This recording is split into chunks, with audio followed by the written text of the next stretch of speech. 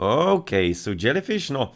He's going interestingly for Medit. That's a bit curious choice, considering that Mage is eggy, so therefore he's gonna be always good. Can be curious to see if Mage is gonna be switching into Isis. He's gonna be curious to see that way. Yeah, Jellyfish, the problem really was that he got the early heavy camelry, because that, as I said, that's kind of breaking the matchup. I mean, like, as long as he is having only normal camels, then the medium hippicons are good, but as soon as he gets heavy camelry, then the matchup kind of turns around. And yeah, that's kind of something that was really a bit surprising how quickly he actually got it. Because usually it doesn't happen that quickly for the Ras, so he was well prepared for the pussy. And thank you for the follow, at the Flutterer.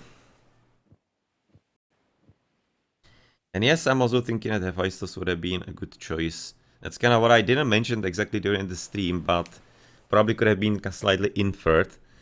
That I kind of meant that when I was talking about it slightly. About that topic of the Mythical Age. Because he really needed to be getting all the upgrades rather quickly. Because that's kind of important for the late game. That's where the Greek is going to be potentially getting edge. Because if he's not going to be getting an edge when the Mythical Ages are hitting, then he usually does have a problem, because the Egyptian will be simply spamming him and therefore wasting resources in kind of like high degree and high amount. Okay, so there we go. There's gonna be a second game right now beginning between Jellyfish and Mage. That's going to be there for, well, Mediterranean. It's gonna be Thor. Whoa, okay. He's gonna be going for Thor. Oh, that's a bit curious one. So it's gonna be some kind of special plan I'll be expecting. Or is it? I mean, like, we have seen, for example, in the premiere match that we were casting on Tuesday, a bit of a weird one as well. Grandmaster going for the Odin in there. He was maybe expecting a bit of a Norse War on the water, but Shelty definitely disappointed him, I'm guessing. Or I know, actually, Grandmaster, he likes to be playing Odin on vanilla tournaments on Mediterranean. I know that, so he was probably going from that kind of place of his mind, as it's gonna be a dock, no, bit to the south, to be honest, for Jellyfish. Otherwise, his second dock is gonna be somewhere a bit more to the north. He's gonna be having at least a triplet immediately. Bit of a problem is that he's having the triple here, sure, but the next fishes are gonna be quite far away, so the inefficiency will be kind of slightly there. It won't be anything all that extreme at the very beginning, but it's something to maybe at least considering slightly, as the opponent is therefore gonna be sticking with Dera, not switching into Isis, as I was potentially a better option, thinking that Isis is slightly better here. But unless if you happen to be losing the water, then obviously Rain is quite a good thing to be having. That can be really helpful if you are still gonna be hoping for the chance to continue the game. So otherwise he's gonna be starting with good gold mine, but on Mediterranean against Senegi, kinda who cares. It's gonna be always great. The woodlines are not that awesome. They are at least enough of them, but they are very far away. Potentially this one was one of the worst ones, so it's actually kinda cool. He's gonna be still keeping the closer ones for a bit later, it seems to me. And the decider for this game is Ghost Lake for this match, so that's definitely in favor of Jellyfish. So in case he's gonna be getting there through the second game, and then potentially he's gonna be having some good luck with the decider that was randomly assigned to him. And to this match, I mean, like, it's not terrible Ghost Lake for the Eggy either. He can potentially be getting lucky with 2 gold spawn. He already used his veto though, so he cannot be basically rolling for another one. So that potentially was something that he might be using it for, but he kinda won the first game, so in the end the veto kinda came through for him.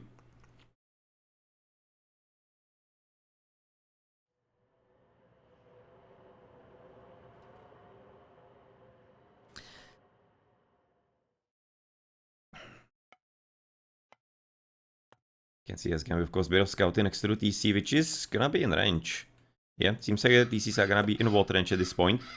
For the players, this can be already second dock, 1, 2, that's a very good spawn for Mage yet again. Third dock probably some, or no. I was kinda thinking it's another triple, that's still this triplet. You can see third dock is gonna be rather somewhere to the top side. Seems to be a very good spawn actually here. And it's gonna be allowing him to be keeping that basically going if he's gonna be having some fight to the top side. And it's gonna be fairly nice for him altogether. So it's kinda interesting to be taking the Thor here.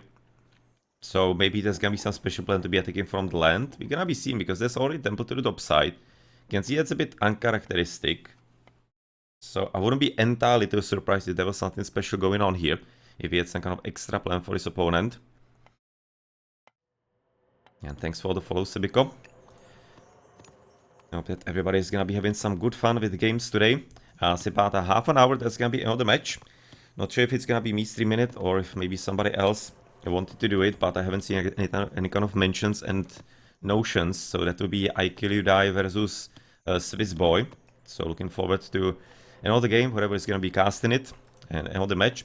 And then, as I said, at 16 and 17 GMT, there are gonna be 2 more matches today. 16 GMT is going to be another Swiss Boy match. That will be Swiss Boy versus Shelty. That's, I think, the flex match for Colossus Division. And then 9 Racing Cat versus Odinkin at 17 GMT. That is gonna be Kraken Division opening up as well. Really good matches for today, then obviously on Saturday. For example, late at night, there's gonna be 1:30 GMT, ChronoJJ playing versus, let me find it, ChronoJJ versus Mariano.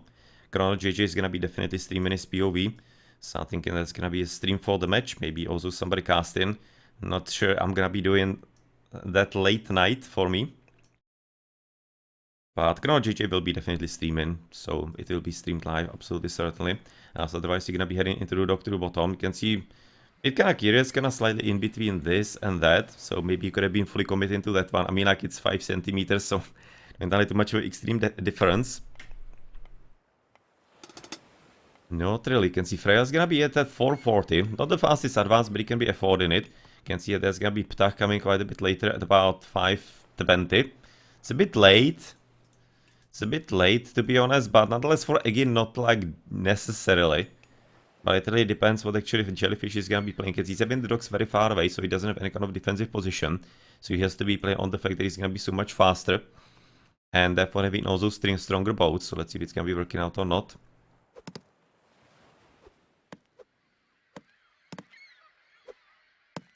Let's see if it's gonna be working out or not. That's gonna be, of course, at this point resulting into kind of a bit of a... So far, it's not entirely all that much of a threat, because this is standard progress for the Egyptian. They're basically quite used to that. You can see exactly the positions of the fish closer to the docks. Gonna be really helpful, as at this point Mage is gonna be clicking in the first boats with 3 docks right about now spamming. It's kind of just the comparison with Age of Empires 2 at this point is gonna be quite a bit real for me, because there you're gonna be, of course, spamming the docks. You're gonna be going for 2, 3, then 4, and basically spamming galleys or far galleys from all of them instantly and constantly. It's kind of really similar with the Egyptians, how they actually play the water. Yeah, so you're gonna be therefore heading into the cabinets there. All the way to the bottom side, it's gonna be plenty of longboats from Jellyfish so far. He's having about 7. So far about 5 cabinets with the docks shooting. Miyagi does have quite excellent defensive positions here. At the same time, it's a bit unfortunate right now for Mage that he's not able to keep basically too many fishing boats out.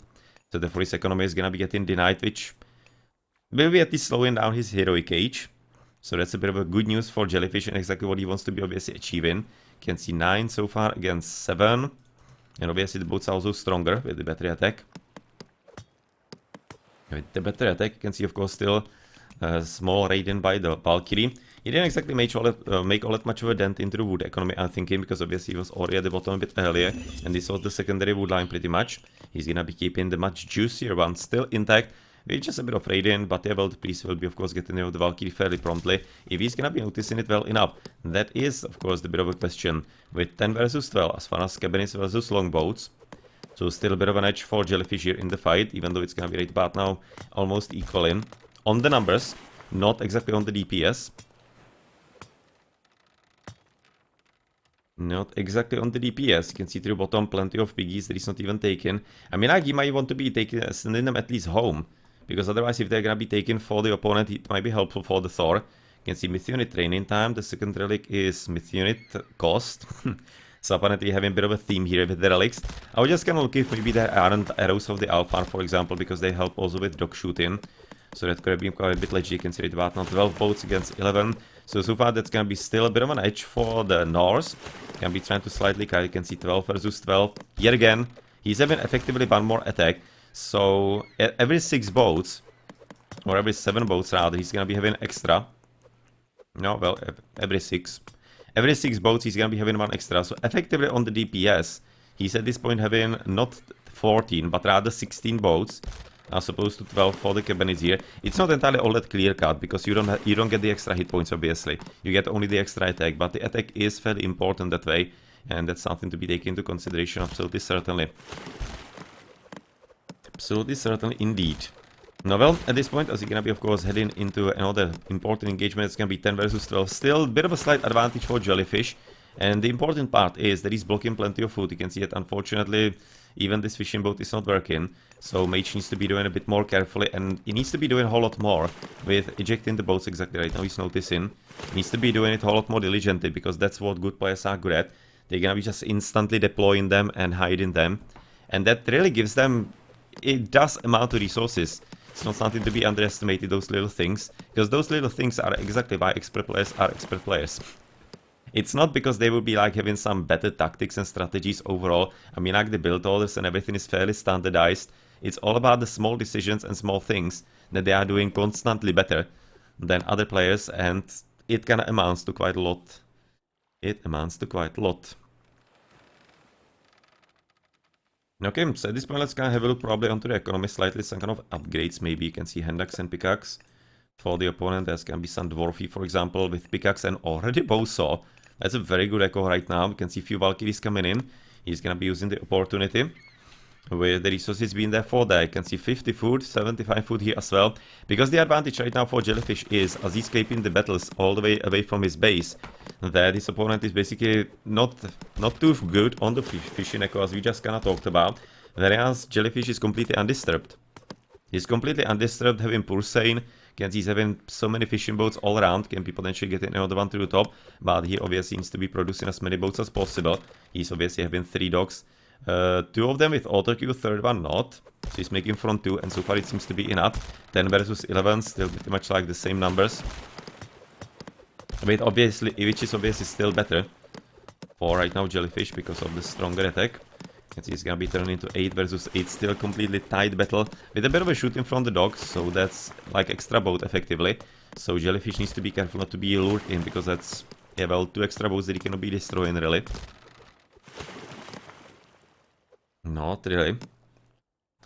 As you're gonna be right now looking at a bit of a... Now this is actually a bit of an interesting idea by Mage. He's trying to slightly kite, and you can see that Jellyfish is falling for that. So that could be giving him a bit of a respite. At the same time, it's something that ironically is an assistance to Jellyfish, because he was getting way too close to the docks, and now he's gonna be pulled away. So I'm thinking that Mage ironically kinda didn't help himself too much, as it was heading into a bit of a better fight for him than he'll be maybe thinking. You can see 8 versus 7. Now it's getting a bit fishy. Now he's getting really a bit fishy. You can see there's gonna be all the boats immediately, 10 versus 7, and now it's starting to fall apart. Now it's starting to slightly fall apart. You can see the Valkyries hopefully will be enough of an assistance here. You can see 3 priests here available. He's gonna be having to fight. Oh, that gold. If he finds that gold. If he finds that, you can see second DC down though, already for Jellyfish. That's gonna be quite a bit of assistance in the echo. At the same time, it's gonna be slightly extending him a bit more. So that's why he's having to be falling back. You can see a gold is getting funny. So he's gonna be running out of the base zone. He needs to be switching into another gold mine through bottom, so he's in the transition period. It might be getting a bit unfortunate. You can see there's gonna be already long houses to the bottom, and a bit of a disruption on the wood line, which is nothing serious. You can see 600 wood, 500 gold. Mage can be producing even from a 4th dock if he's gonna be wanting to, but he doesn't. He's apparently giving up on the water. He wants to be advancing heroic now, it seems like. Bit curious. I mean, like, that's a very risky play. I'm not entirely understand what's the plan at this point. He's going for the TC, sure. Gonna be destroying the Pharaoh with the Valkyries. That's, of course, quite a bit of a bummer. More villages coming in from the gold. He doesn't obviously need it that much, but that could be legitimately a bit of a play that might be actually putting Jellyfish back in the game, or even winning it for him. That was just a reaction to the fact that he noticed that Jellyfish is building a second TC himself, so he kinda realized that he needs to be doing it as well, but to be honest, he didn't. I don't think he really needed to be doing that too much. He was doing well on the water. Right now he kinda threw it away, so you can see that that was basically a bit of a mind play. He's gonna be getting at least the 3rd one immediately as well, as he's therefore recognizing that the water, he simply gave up on the water, even in a situation that was looking like that he could be actually getting exactly the edge. Bit of a shame, I'm thinking, but nonetheless, the hearses are gonna be coming. That's gonna be long houses times 2, also to the top side, with the 3rd one already finished, and having pretty damn good gold mines all around here. You can see that the opponent is gonna be this one not available. This one to the back is gonna be still solid enough. I mean, like 6,000 gold is solid. That's gonna be lasting for a long time. A long time indeed. This one is probably not gonna be his too easily. Might be Migdolt, or we'll see what's gonna be happening out of it. But the water is therefore done. So congratulations to Jellyfish due to a bit of an interesting series of events and reactions, to be honest, with the TCs and everything.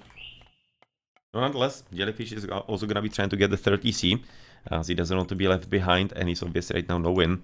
His opponent is gonna be trying to out-echo him. He's gonna be trying to do that. That's gonna be Armory already getting dropped. Okay, so that's gonna be Heroic Age that early, or... oh, well, apparently yes. Apparently it's gonna be that early already. You can see he's having plenty of food from, right now, the piggies. And also the wild piggies, wild variant of them as well. With Bragi coming in from Jellyfish. So far it seems like a Jellyfish is in quite good position here. I don't think he's really falling back or anything at all. Definitely not. And obviously Ragnarok, I'm kind of thinking that Ragnarok will be game winner here. So Mage better be preparing for that already. You can see a few towers obviously to deny the gold. Not entirely too much of a common play. That's a whole lot more Age of Empires to play, to be honest, than anything else. In Age of Mythology, you don't exactly see towers used this way too much. Yes, can of course attempt at the gold, which obviously will be quite hardcore denied. He's gonna be severely disappointed by that tower. I mean, like, he's probably gonna be having Skin of the Rhino already. Yes, he does. It's gonna be, of course, Shifting Sands already come in. Yeah, it's gonna be quite a solid portion of the army right now gone. Gonna be killing the Pharaoh immediately. Unfortunately, Mage didn't realize that he was nearby. So that kind of sucks. Kind of sucks indeed, most certainly.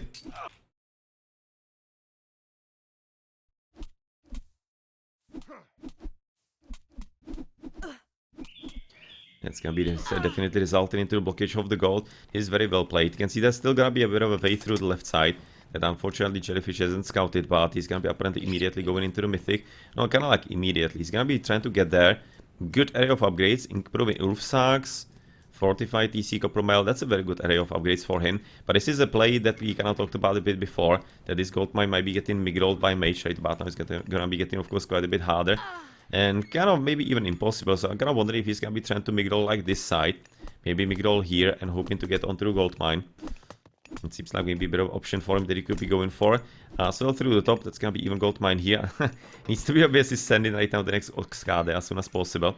It also getting Salt Amphora, he obviously needs to. As on the water, he's gonna be right now trying to resolve everything that he has. And yet again, this TC is in water range. Same as this migroll. He needed to be a bit more careful with that. Fairly certain that the migroll is gonna be in water range as well, which is obviously a bit of a tactical mistake. No, a bit of a tactical mistake. Quite a bit of a big mistake, to be honest. You can see a bit of interesting build up by Jellyfish to the back. And he's gonna be therefore heading into a long house number 2 as well here. This is definitely a nice plan. He's gonna be heading into apparently plenty of Ufis, as you can see, few chariot archers, some raiding with the Petsuchos, not all that much going on. To the top, that's gonna be quite a bit more Age of Mythology like blockage of the gold with some kind of fortress. This time is gonna be Hillfort, of course, for the north, as he's already gonna be having heavy infantry with double copper, Call of Valhalla for the hit points, Swine Array for the damage versus cavalry, so therefore versus potential camels. As missiles are coming for Jellyfish himself, he's gonna be, of course, blocking the TC immediately, and also blocking tons of farmland during rain. This is fairly important. You can see Jellyfish will be mythicking. Mage definitely not so much, as therefore this is looking pretty terrible at this point for the Egyptian, and looks to me the Jellyfish is going to be in full control at this stage, and with the Mythical Age also coming with Balder. Yeah, I'm thinking this is heading into one direction, and there's absolutely no way that with the build-up that right now Mage is having, he's gonna be able to even stop anything like the Ragnarok that is gonna be coming. And with 3 TCs, that's not gonna be a bad one in the slightest. Kinda reminds me of the Ragnarok. Why doesn't it actually transform also fishing boats into longboats? That would be kinda fun. Having some kind of hero boats or whatever. Doesn't have to be obviously longboats, but simply some kind of hero boats for Norse. It can actually, I never kind of wondered about that. Why the hell does not Ragnarok transform even fishing boats? Or for example even caravans, especially if the fishing boats are legit. Caravans are a bit weird, but I could be imagining them turning... I mean, like, think about that. If you would be having actually transformation into some kind of hero boats, caravans would be transforming into some kind of cavalry, basically. infantrymen would be infantry. Or the villages would be infantry with the dwarfies. That would be so interesting if it actually happened. That would be interesting design. Kinda wonder why they actually decided against that. They would be probably having to somehow limit it, maybe making it a bit weaker. But nonetheless, that would be interesting little dynamic to Ragnarok. Imagine Ragnarok on water. No, well, nonetheless, Baldur is gonna be in. Obviously, it's gonna be about now already cast. I'm thinking can be cast immediately for insta design. I'm thinking so. Kinda depends how long Jellyfish wants to be playing. As you can see, he lost one of the big. No, didn't lose it. He kinda just didn't even finish it in the first place. That's kinda the important part here. Now so you're gonna be having the Ulfies trying to deal with at least a few of the chariots that obviously won't be having too many upgrades on them, whereas to the top side there's gonna be flame weapons already in. He's gonna be apparently trying to do it even without Ragnarok with Osiris getting the research here, 85%. He is gonna be getting research because there are not all that many piggies and the villages are gonna be probably keeping it alive just in case. So there's gonna be of course the mythic village at least through, but it's gonna be pretty much the last success I'm thinking for Mage unfortunately. As we will be having problem with everything else. You can see some Osiris will be able to deal with the piggy and with even the Ulf is kinda fine. You can see melee resistance 37, it's still something though. It's definitely not too small. You can see TC is gonna be falling right after, but the piggy getting demolished by the mummy. And well, that's gonna be there for GG, and Jellyfish will be tying the match at 1-1, and we will be heading into that Ghost Lake, into the first decider. I think it's the first decider after the 2 matches of, well, the Voobly League. Okay, so that's gonna be well done. Jellyfish is gonna be at 1 as well, and he's gonna be still fighting for the victory. So right now we are heading into the decider, which will be for the Behemoth division of the contenders, Mage versus Jellyfish, Ghost Lake. So that's gonna be a first outing rather of the preset map. You can see he was trying to go for the gold and potentially even the left one. So that's a bit of an interesting big roll. Yeah, well, that was all decided in the moment here. When Mage decided to give up on the water, exactly at the time when he was getting advantage, because he has seen the second TC from Jellyfish. I think it was a tactical mistake that he could have been claiming the water at that point, as Jellyfish was exactly out of resources kind of, and he will be straining himself way more because of going for the extra TC. So I think he might be actually having a bit outages in going for the boats for a bit before he obviously his economy would be stabilizing. So I'm kind of thinking that was just a bad decision there by Mage, and that exactly is what allowed Jellyfish to be claiming it. I don't want to be saying that he wouldn't be winning it anyway, because he was playing really well up until that point. Even though he was a bit behind, still comeback was possible with some more boats.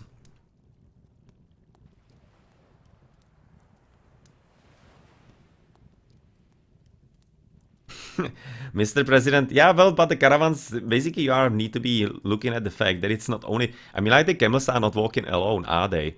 They are having some people with them. It's basically just a bit of a simplification. It's not like the caravans are walking alone in there. But I hear what you say. I hear what you say, that's why they are not turning into heroes. Same with the fishing boats, obviously. You are not thinking that the fishing boats are getting the fish on their own. They, of course, having some fishermen on them. But nonetheless, let's go to the postgame so that we don't delay them. What kind of upgrades he was already having? Double bronze and copper. Okay. That will be a very good Ragnarok at the end anyway. Okay, so that's gonna be, of course, massively better economy for the Norse. Yeah, well, he was getting the upgrades also really quickly onto his eco. Something I wanted to be checking up on as well. You can see Mage still at the base. The opponent was at the end at... No, well, you can see both so flat control query. He was having Salt Amphora on the boats. You can see thousands of resources. Like, not tens of thousands of resources rather than only thousands. Like 20,000 plus. What the difference? Damn well played by Jelly. You can see age is fairly similar between them. I mean, obviously only the classical age different, but it doesn't exactly matter. You can see difference in the researches because of the better echo. Cabin is the most common unit. Heavy Ulf Sacks in the for Jelly. Managed to get a lot of them. You can see, of course, started to be diversifying here. And that was, of course, the difference, because Jellyfish, when he was fighting next to Mage's dogs, he was keeping his economy strangled, whereas he himself was not having any kind of effect like that at all. You can see, of course, that was the end of the water. And, well, the Jellyfish never relenting. GG. And that exponential curve on the echo. Damn. GG.